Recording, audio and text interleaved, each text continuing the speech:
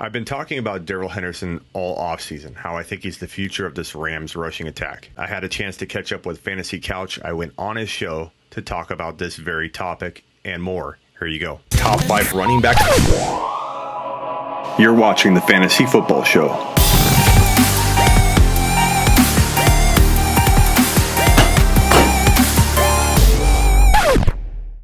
It don't really matter what Smitty thinks.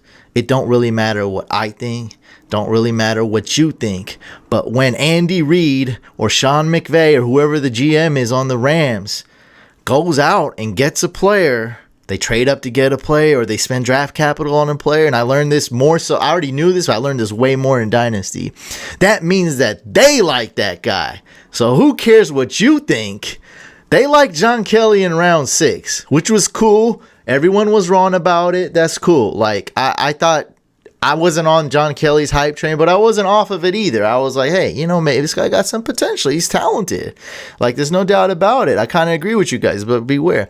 Them going out and getting Henderson, who is, running backs are weird this NFL draft, but could be a top 3. Let's just say he could be top 3 running back talent-wise in the draft. At least top 5, right, Smitty? At least top 5, we'll say that.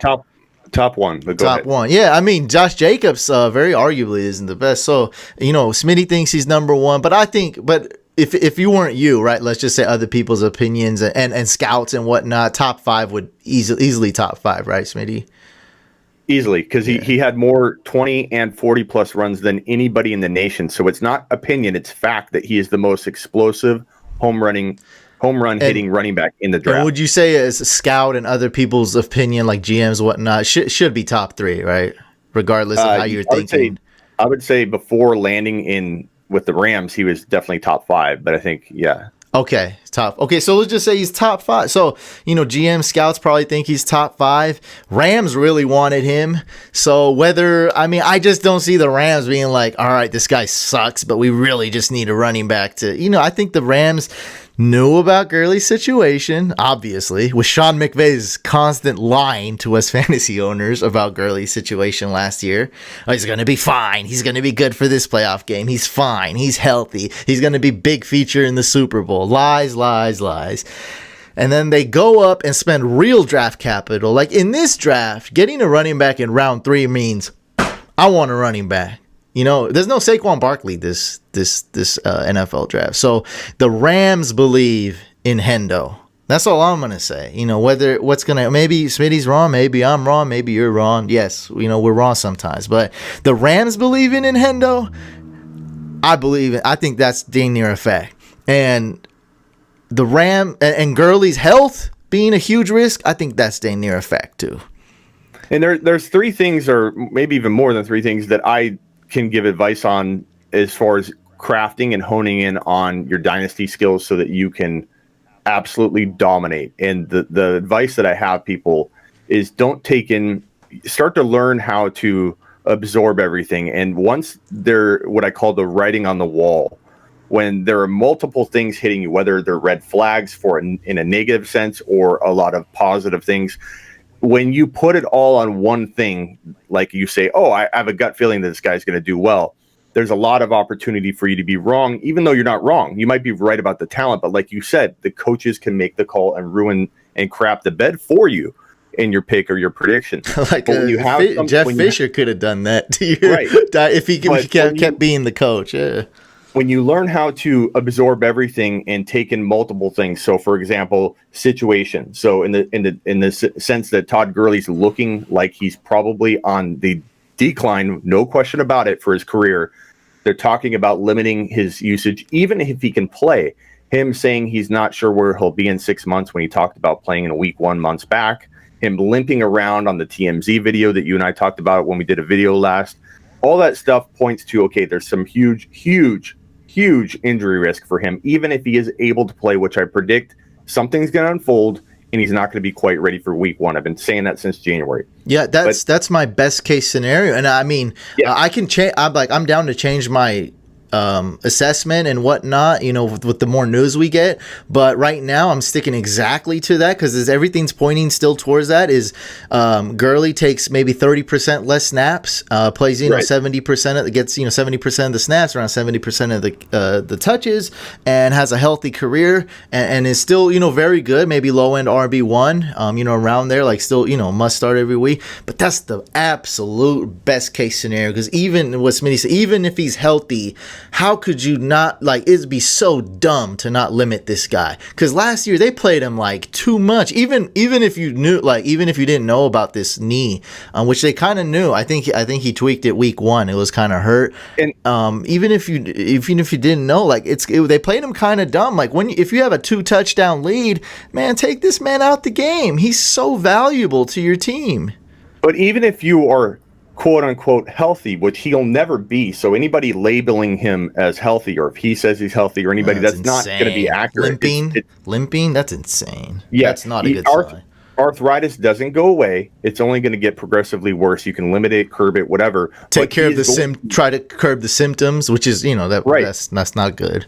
But 300-pound lineman jumping on your back on a knee that is deteriorating from the inside, the spacing, basically arthritis, so you have your knee and you have padding in between the meniscus. He's basically narrowing that spacing literally. So if you did even an x-ray, you could see that it was like this. How bad is it? Is it bad on one side? The bottom line is, he's limping around months after the Super Bowl. He clearly has a huge, huge problem that won't go away. And even if he gets to a point where he can drag his body around and he feels relatively okay, cutting on it, getting hit while you're cutting, dragging people on your back, he will get hurt again. It's inevitable, in my opinion. That's writing on the wall. But real quickly, back to what I was saying. So you have the situation of injury. Then you have, and when you're evaluating talent, especially in Dynasty, so you're looking at Henderson in this case. How do I value Henderson in Dynasty? What are the steps I take to either value him here, or here? So you got that situation going for him. That's one aspect of many things. You've got to put so many things together to feel comfortable about a bold prediction. So in the case that Henderson has the track record, the more 40 and 20-yard runs than anybody in the nation last year, shows he's a home run hitting explosive running back. He goes into an offense that is going to have an amazing line that can make any running back good. You can't separate situation from player. You can't go take Priest Holmes, rip him out of that Kansas City offense and say, well, but Priest Holmes isn't as good as some other running backs. It doesn't matter. Situation is glued to the player. So Henderson is a Rams running back, and when he plays, he will play amazing based on the situation. Add in the home run hitting ability, add in the gut instinct part that I also have that sometimes drives me to call out a bold prediction. One of the biggest bold predictions I ever tossed out on NBC Sports Radio on our show was that Arian Foster, as a 4th, 5th round pick, would be a top 5 overall player. And I said that on NBC Sports Radio, and I was laughed out of chat rooms and everything when people would post it. And Foster was the number 1 overall. I was even wrong because he was the number 1.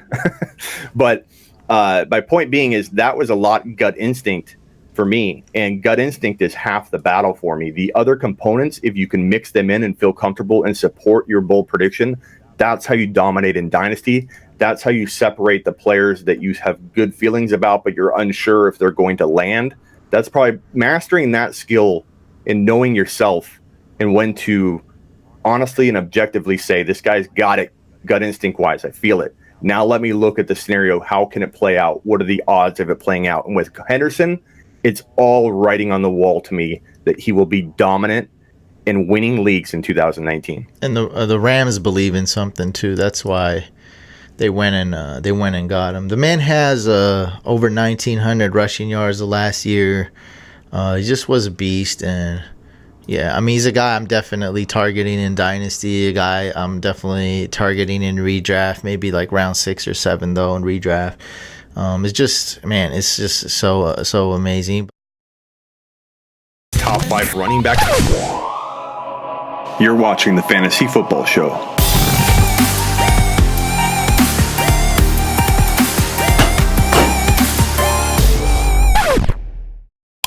'Twas the night before week 1, and all through the house, not a fantasy leaguer was stirring, not even a mouse. The depth charts were hung. You drafted with care, in hopes that Todd Gurley and his knee would be there.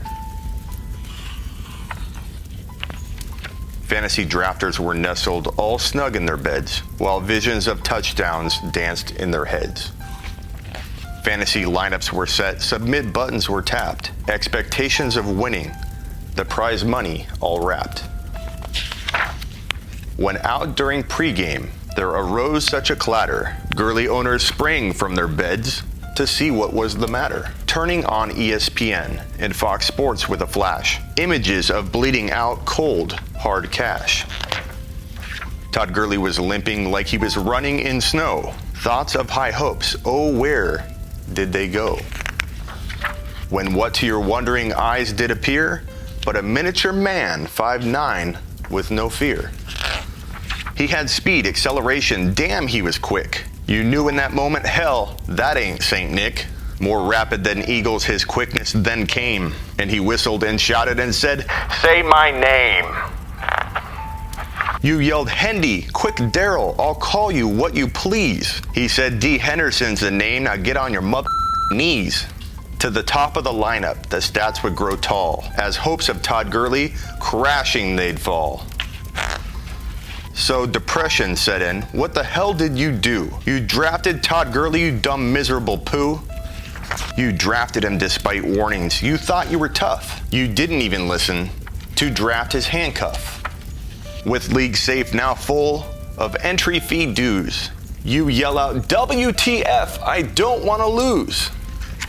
And thoughts of league banter, the joke you will be, all because you trusted Todd Gurley.